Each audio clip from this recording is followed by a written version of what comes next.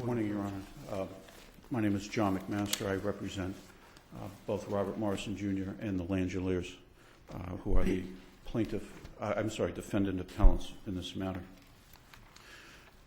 Your Honor, in reviewing this case, I don't think it's any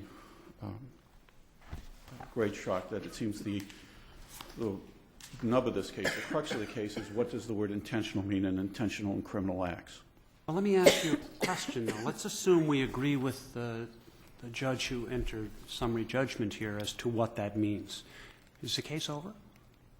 Let's assume we agree that it means volitional acts which happen to violate criminal statutes. It would be over as to the indemnification. I think there may be an avenue on the duty to defend, which, as Your Honor knows, is much broader than the indemnification portion. How does that work to your benefit? So okay, let's assume there's well, play that out for me. If there's a duty to defend, then Mr. Morrison, the damages from that are what flow from the contract, and in this case, the damages would be that Mr. Morrison was unable to defend himself in the action, provide a defense for financial reasons, and therefore had a default judgment of approximately $100,000 entered against him, which may or may not have happened had Metropolitan provided a defense. Well, explain that to me. How would it not have happened if Metropolitan provided a defense? You're suggesting the defense would be Metropolitan would come in on behalf here of the insured and say, no, we deny negligence. In fact, our insured's actions were quite intentional. I tried that case in Hampden County a few years ago, Your Honor, with a police officer that was injured with a mentally deranged person, a person who was actually on his way to the psych ward, and broke out, and the police officers were trying to apprehend him. And my police officer client was injured. And we went in front of a jury, and the jury found that, in fact, that person's actions were intentional and not negligent, and I received a defense verdict. So it's quite possible that that could happen. It also... Okay, so you've alleged injuries arising out of Robert's negligent and reckless actions. That's correct. And you're saying a proper defense would be, no, they actually arose out of my client's intentional actions. Yes. So that wouldn't be the basis on which to, I guess, amend the complaint and seek damages? I mean, I don't understand how that exonerates, or it may exonerate the insurance company. I'm not really sure how it exonerates the it makes the homeowner. it makes the chasing of that claim, of the prosecution of the claim, fairly fruitless, as most people don't have the financial wherewithal to pay the judgment that you might get on the other end. What you're really looking forward to as you're taking a case from a plaintiff's point of view is, are there sufficient assets to make the case viable to go forward? And if it's truly an intentional act, and I've turned cases down where I felt they were intentional acts because there's not sufficient assets or other financial assets out there to fulfill a judgment that I might get. So it sounds to me as if we actually, according to you, we don't even need to reach the issue of the definition of intentional and criminal, because your contention is that they had a duty to defend, and that as a result of their failure to defend, they essentially are in privity with respect to your client, and therefore are bound by the default judgment, which found liability for negligence. Yes, Your Honor. And therefore, they have to pay because there was a finding of negligence. I believe that issue is precluded as to whether or not the acts of Mr. Morrison are intentional acts versus negligent acts. I have a judgment against Mr. Morrison for approximately $100,000 for negligence and reckless actions. And had Metropolitan, who had the notice of the claim, who had the opportunity to defend, had they arrived and defended, it might have been, although I doubt it might have been a very different case. Well, do you need to find that? I mean, isn't it enough simply that if they had a duty to defend, then they stand in privity with the defendant and therefore are bound by the default judgment in the same way that Morrison would be? I believe they are, Your Honor. But if you, I'm just trying to work this through. If the policy, I think you make a reference to a case, and I'm not going to remember the case, but that if the language had been intentional or criminal acts, Yes. I mean, I guess it's referred to, anyway, that case. Let's say that's what the policy said, intentional or criminal acts. Yes. And Metropolitan says the same thing it said, is we don't have a duty to defend, we're not coming into this case. You get a judgment, just the judgment that you got, of negligent and reckless. But in that case, you would say, well, there wasn't a duty to defend, so the insurer, Metropolitan, is not bound by the judgment? No, Your Honor, and the reason I would say that is you have to look at where, a few reasons. One is, you have to look at where... Do you agree with me or not? If the policy said intentional or, because I think you agree that would exonerate Metropolitan from the duty to defend. Not necessarily. Oh, okay. And the reason why I say that is a couple of reasons. One is that if you look at the placement of this exclusion, it's in the intentional loss exclusion. Metropolitan wrote this insurance policy. They're the ones, there was no bargaining over language. They gave a policy, they wrote it, they're very experienced in writing it. They wrote an exclusion that they labeled intentional loss, and then put in the usual wording of expected or intended, which means they would exclude cases or claims where the insured intended the harm, and then right after that put this phrase which says intentional and criminal. Now, if it said intentional or criminal right. by itself, I would still say that there is, based on some of the wording of Swift versus Fitchburg Mutual, that there still may be a duty to indemnify or the duty to go forward. You mean and that duty is to defend? Duty to defend and possibly duty to indemnify. And I say that because under Swift versus Fitchburg Mutual's insured, Mr. Goff, stopped taking his medication for some mental health issues that he had, and approximately 2 weeks later, he attacked 3 people, one of them being Mrs. Swift, with both a knife and a long-handled shovel. He was criminally charged with a number of claims that were obvious that he was intended to harm, and he was found not guilty by reason of insanity. So Swift versus Fitchburg Mutual really goes into whether or not he had the ability to intend any harm. And this case is cited not only in the lower court's opinion, but I believe in Metropolitan's, I know in the amicus brief for the insurance industry, that this court had said that the purpose, in searching for the understanding of criminal acts in the present context, one needs to reflect on the main purpose of the exclusion. The purpose has been to forbid insurance protection of criminal activities and therefore discourage such activities, which is what the appellees have been saying, at least in the amicus brief, that since this is a criminal act and we don't want insurance companies to pay for criminal acts, you should allow this exclusion. But a couple of paragraphs later, this court said, in situations where the offense of which the insured was guilty verges towards the unintentional, say criminal negligence or recklessness, courts might possibly hesitate about holding that the criminal acts exclusion applies, for here the historic justification for the exclusion falters. Many negligence claims also could have criminal law aspects with them. In this case, there was no evidence, and actually the evidence is to the contrary, including the findings by the lower court, that when Mr. Morrison committed an assault and battery, and really when he committed the resisting arrest, which I think is a red herring, it was in an attempt to flee. It wasn't an attempt to hurt Officer Langular. And in fact, Officer Langular testifies in his deposition, which is parts of it is in the record. He says, I was never hit, kicked, or punched. And the facts are merely that he's trying to restrain Mr. Morrison from running away. And when he does, his foot gets caught in pavement, he hears a pop, his ankle is broken, and he goes down. So the injury doesn't arise out of an intent to resist arrest? It does. So why isn't that within the language? Yeah. Because that's the question here, Your Honor. Is it the intent to do the act or the intent to do the harm? Let's assume it's the intent to do the act. The question is that, where does that leave you if we were to conclude it's the intent to do the act? It leaves me in the same place I was in the Superior Court, which is going home. I mean, But how is there a finding of intent to do harm here? There was a plea of guilty, and we've said in Aetna Casualty that a plea of guilty is not collateral estoppel consequence. It's evidence, but not collateral estoppel. And I agree. And the facts in this case, both in interrogatory answers, in depositions, and in the findings by the lower court, was that this injury happened not with Mr. Morrison intending to hurt Officer Langelier, but as an attempt to flee. He said, I got nervous, I tried to run away.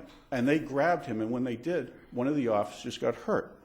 And we come back to, does that come out to intent to harm or intent to do the act?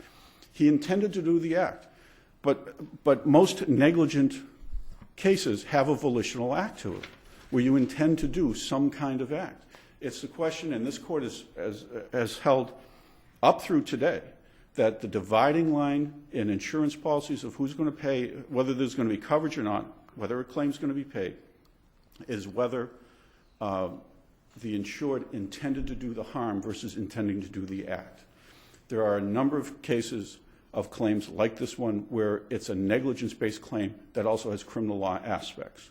And there's a number of them. I mean, if you look at the auto side, we don't disclaim coverage when a drunk driver hits and injures someone, even though they're in the middle of a criminal act. Assault and batteries are just an unpermitted touching. You don't have to intend to harm somebody to commit an assault and battery or to resist arrest. And resisting arrest happened later. The injury, running and then getting down, was all part of it. And what I should say is the assault and battery happened later. The resisting was going on as Officer Langelier hurt his ankle. So the question before us is essentially a question of law. And it is whether the language of that policy, the intent to do a criminal act, refers to an intent to do an act versus an intent to effectuate a particular harm or certain harm. Yes, Your Honor. And it's purely a question of law. I believe so. And what I would suggest to Your Honor is that in this case it should be read for an intent to harm as opposed to intent to act for the following reasons. One is the case law in this Commonwealth up through today has been the dividing line between coverage and non-coverage is intent to do the harm. Swift versus Fitchburg Mutual talks about that with a gentleman. Is it language like this policy that as the result of an intentional or criminal act? And criminal act? Unfortunately, Swift versus Fitchburg Mutual, they don't put the actual exclusion in the body of the case. They just call it a criminal acts exclusion. Is this, I don't know, is this language boilerplate criminal acts exclusion, the one that's in this policy? The little bit of research I've done, and this is really, I've been doing this 18 years, and this is the first time I've really come across a criminal acts exclusion in Massachusetts. And the research I've done around the country has various wording, but most of them are intentional or criminal. And this is expected and intended or intentional and criminal. But again, getting to my point, the reason why I believe that coverage should be found here is that it's contained in an intentional loss exclusion. If somebody were to read this policy, the first word says intentional loss, period. Expected or intended or intentional and criminal. So that would have the average person reading this saying, well, okay, so it's intentional conduct. Expected or intended means you have to intend to harm. It's in an exclusion called intentional loss, yet Metropolitan wants you to read this word intentional the second time to mean so broad that it could cover many negligent acts. In preparing for this, I'll be quick about this. I just looked at some older statutes that we hardly see, but there are statutes out there that make it criminal to negligently tend to fire on your property and allow it to go into a neighbor's property and damage their woods or their buildings. On something like that, it's a purely negligence claim, but under Metropolitan's theory, that claim would be disclaimed. No, I don't know that that's true, because it has to be intentional and criminal, so I don't think Right. that that's true. But And I they mean, in other intended words- to light the fire on their own property, and then they negligently allowed it to get to the other person's property. They've committed a criminal act, and the result of that is an injury to somebody else's property. But all we have to do is focus on the language of the policy. I believe so. And if I might finish, I know my time's up. The other question that, or the other context I would put this in, instead of just focusing right on that exclusion, is the fact that this is a policy that its affirmative grant of coverage says, we will pay for your accidents, an occurrence, when an occurrence occurs, and they define occurrence as an accident. So we'll pay for your accidents. We'll pay for your negligence. And then down below, in intentional loss, you're saying intentional and criminal acts are excluded. Thank you, counsel. Thank you, Your Honors.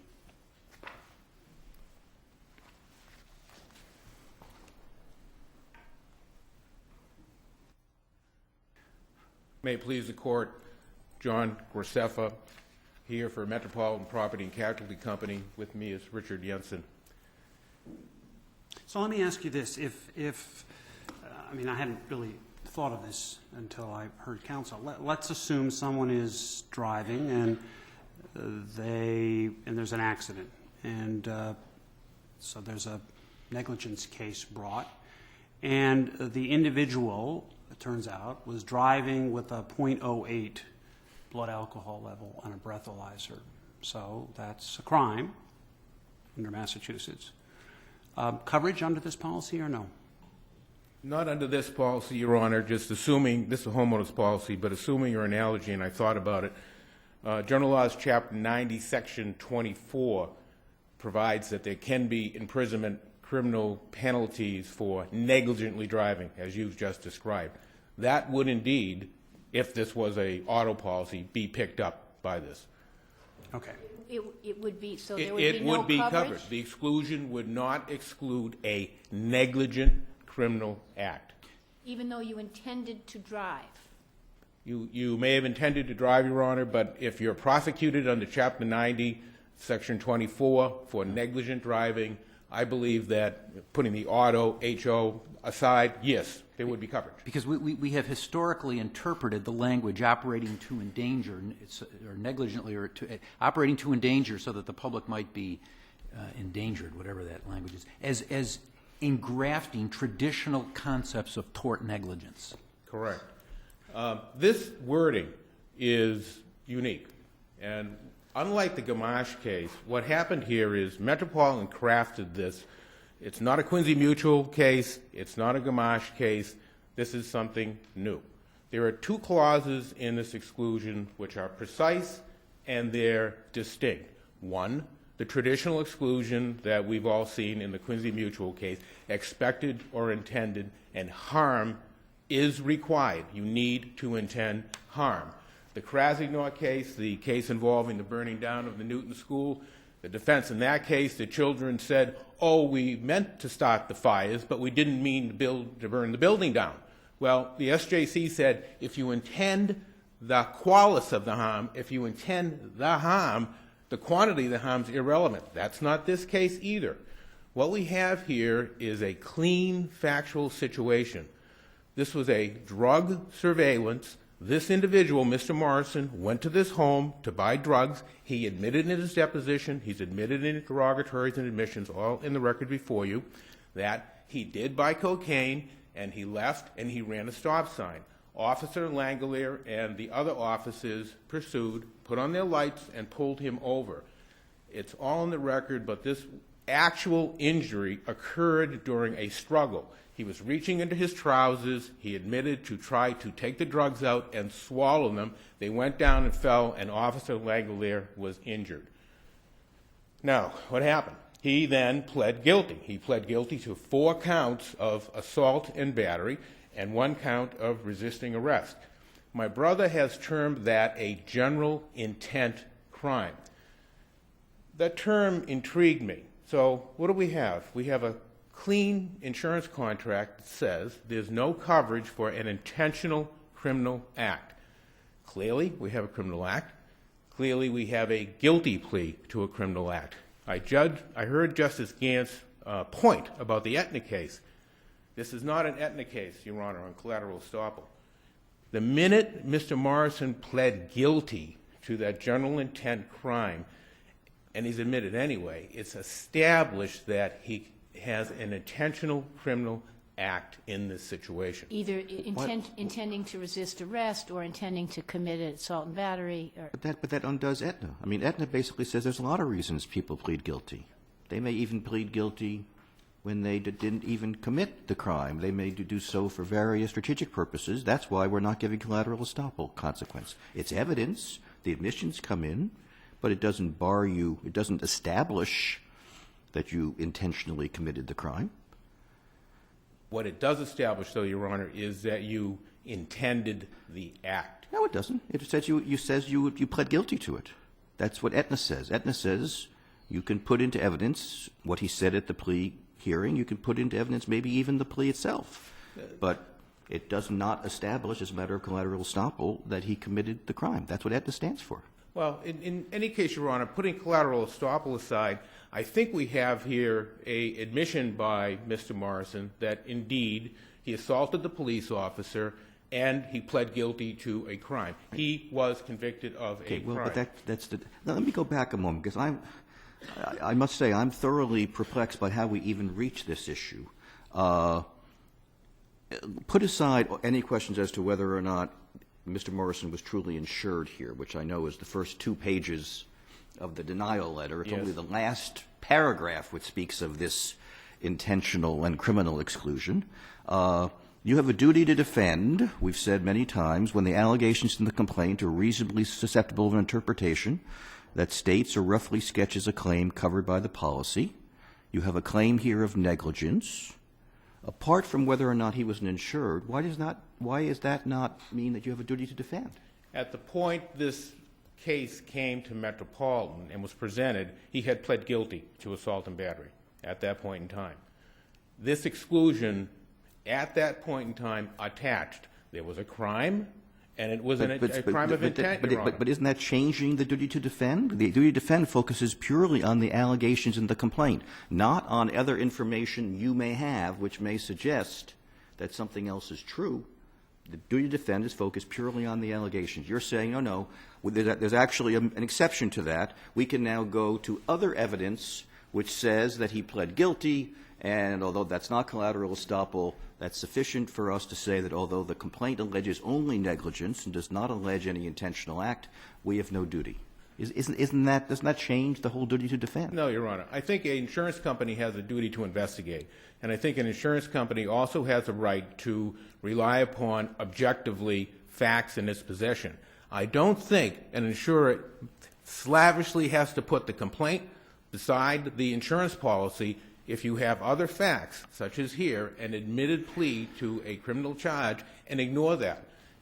Can you find me any case in which the allegations in the complaint would otherwise impose a duty to defend, but the insurer, having done independent investigation, has found facts which say, no, we don't have? I mean, I've never seen that. This would be the first case we've ever essentially revised the duty to defend as you suggest. That's what troubles me about this case. We say the case appears to be about this intentional and criminal. I see it as about the duty to defend. I hear that, Your Honor, and I think it's a good point. But I think if that indeed was a standard, that mechanical standard, day in and day out, myself, my firm, firms all over the Commonwealth are making decisions with insurers as to whether or not a duty to defend attaches in a given circumstance. It is the source of the injury. It is the source of the injury, Your Honor, and not the legal theories that the plaintiff's bar puts on these. And we make decisions based on the facts as we have them. And I was involved in this, and the company came and said, what do you think? We gave an opinion, and we said there's no duty to defend here due to all of the circumstances. The point the case came to Metropolitan, Mr. Morrison had pled guilty.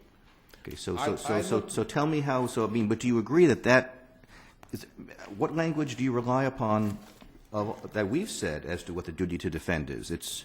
We've always said it relies purely on the allegations in the complaint. Now you're saying it relies upon independent investigation that may trigger an exclusion. I mean, that usually goes to the question of indemnification, not the duty to defend.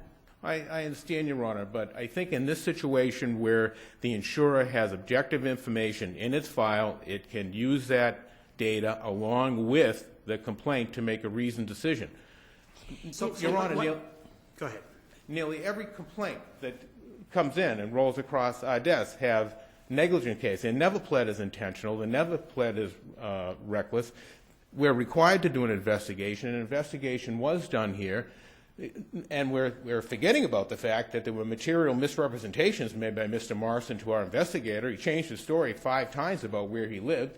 He was interviewed in prison. That may be a separate grounds, but... Well, Your Honor, I think we get back to the situation where if this court, as a matter of law, were to accept my brother's argument, one, we're reading this entire second clause out of it, and I looked at this whole general intent issue, and I said, well, if somebody who pleads guilty to a general intent crime is not swept out of this exclusion because you read harm into it, what's the end result of that? And I thought about it, and involuntary manslaughter, the Wolanski case, for example, if indeed general intent crimes are no longer within the ambit of this exclusion, then involuntary manslaughter would be insurable under a homeowner's policy because it's the same thing, except it results But in it would death. have to be a civil tort. So the question is, if the tort was negligence, you could then say, I don't have a duty to indemnify. But we don't get to the ultimate facts with regard to duty to defend. We get there with regard to a duty to indemnify. I understand that, Your Honor, but I think an insurer has a reasonable and objective right to make a determination based not only on the complaint. And this is not just simply relying upon what some investigator said or something like that, Your Honor.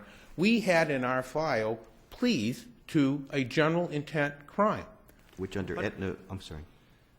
No, I'm just trying to understand here. I mean, ordinarily we've said, well, if you don't think you have a duty to defend, and one of the ways to establish that is to file a declaratory judgment action, a very efficient way to get a ruling.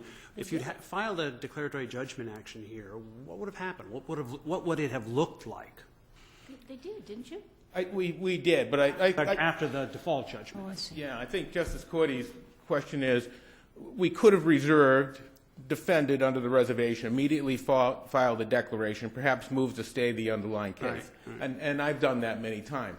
In this particular situation, given the clarity of the facts when these were presented, the guilty pleas and so forth, the chronology was that... What would it have looked like? We filed a declaratory judgment action. You said, we have this complaint against one of our insureds that says negligence, but this is plainly excludable under the policy.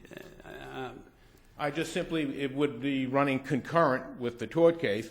We'd probably jump ahead of the tort case. I'd move for summary judgment in the declaratory judgment case. Either my brother's case would be stayed and we'd be up here. You'd say you'd get it. You'd get it because what? In spite of what the complaint says? I think we would have ended up with the same result. I think the only thing different would have been that Mr. Morrison would have been defended as we went along with the declaratory judgment action running on a parallel course. So the default judgment most likely would not have been entered. So you would have said in the declaratory judgment action, it really doesn't matter that the complaint alleges negligence. This really is an intentional criminal act. Therefore, we have no duty to defend and no duty to indemnify. Correct. And you would have prevailed at a declaratory judgment action, it's your view. Correct. All right. Right. So having not brought that, you're now stuck with a default judgment that says negligence. Why isn't that binding on you? We weren't a party to the action. 1, there was no hearing on the merits. 2, it was a 55B2 hearing. There was an affidavit, essentially no testimony. There's one case cited in my brother's brief, Waste Management, that he says stands for the proposition that we, Metropolitan, are bound in an action that we weren't a party to. We were not a party to that action. And this privity argument, there's no case in Massachusetts that says that an insurer who does not take part in an underlying case can be collaterally estopped by it. What can happen is under the Polaroid case... Can I ask you this? I mean, I've got Gamache in front of me. Duty to defend. Preferred breached its duty to defend Gamache. Consequently, Preferred is bound by the underlying judgment. We agree. All right, so that's a case in which the insurance company breached its duty to defend and was therefore bound by the underlying judgment. We agree, says the court. If we breach our duty to defend, Your Honor, under the Polaroid case, the burden shifts at that point. Even if we can't, even if we're trying to show the coverage and attaches, the burden is then on us, number one. And Polaroid cites to the Miller case, and Miller says if there's an underlying case that's been tried, then we're bound by matters that have been established in that underlying case. Nothing was tried here. Justice Gantz, I want to go back to your point about Aetna and Norrington. I used the Aetna and Norrington case in the First Circuit case, and I'll send the case to the court if they wish. Gagney versus the Aetna Casualty and Surety Company. That was a second-degree murder case, and it was not a plea. It was a trial, and I collaterally stopped and got a determination of no coverage in that case. Why did I do that? One, I could, and two, I needed in that case a determination of the intent to harm. We don't need that here. The only thing we need on this exclusion is the intent to do the act. I'm sorry, the intent to do the act. Is there a duty on the part of Morrison to mitigate damages and hire a lawyer to defend itself? That's yes, Your Honor. I would say there is. And practically speaking, he has no assets, and it's a situation where he would have a duty to mitigate. He isn't insured. He also had a duty to cooperate. He had a duty to tell us the truth. He was probably lied to us about where he was living and probably wasn't living at home at the time. So even if this case goes back, the issues need to be tried as to whether or not he indeed was even an insured at the time. And if Justice Gantz is right and we have to go back and retry the issue of intent, then that's going to have to be tried. For all these reasons, I see my time is up. Chief Justice, could I ask one more question? Counsel, assuming that you declined to defend, lawyer had been retained, trial had gone forward, same result, found to be liable for negligently, recklessly having caused this injury. Are you then bound? Now that there's been a litigation, you've declined to defend. Yeah, I think in that situation, if you look at the Polaroid case and the Miller case, if we're wrong and we wrongfully decline to defend and there is a trial and there are matters that are tried that go to our coverage in the Miller, from the Miller doctrine, yes, I think we are bound by that. We would ask this court to affirm the Superior Court's decision on all grounds. I appreciate the court's attention. Thank you very much.